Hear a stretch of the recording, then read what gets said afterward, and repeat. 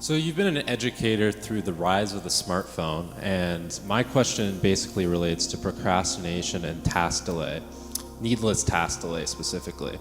And given the unprecedented level of distraction that we have in today's world, I just wanted to get your perspective from a psychological standpoint on, other than cleaning your damn room, what would you suggest to a student who's looking to overcome these things?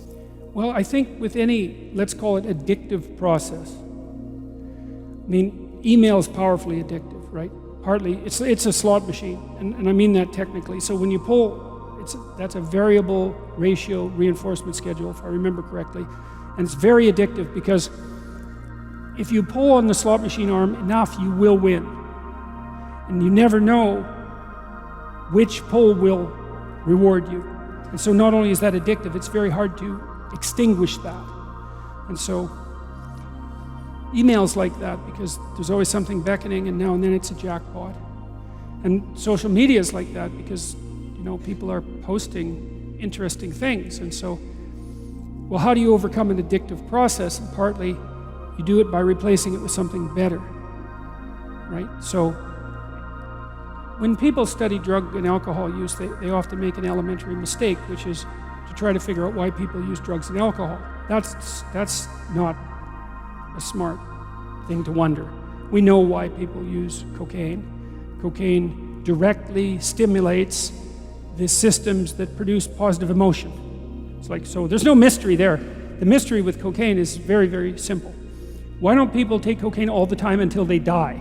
That's the mystery, really, because you can get isolated rats to do that. So, and for some people, alcohol has the same kind of effect, except it's mediated by opiates. But often what people have to do to get themselves out of an addictive process is to find something better to do to replace it.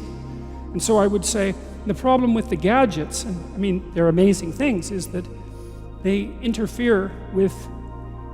proximately interfere with medium to long-term goals, I would say.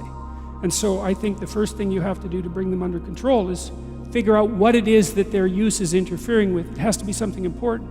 So you think, well, I want to do something important. Well, what is that? Oh, it could be personal. Maybe you want to have a relationship. You want to get married. You want to have kids. You want to have a career that's meaningful. You know, you want to have a life. You want to have an Abrahamic adventure and be the father of nations, let's say. Well, you can't be ratting away on your cell phone and doing that.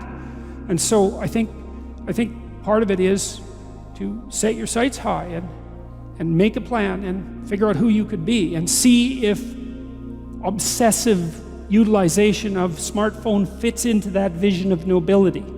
And it will partly because they're unbelievably powerful communication devices, but so often it's for lack of something better to do, and it also interferes. So that's about the best I can do with that.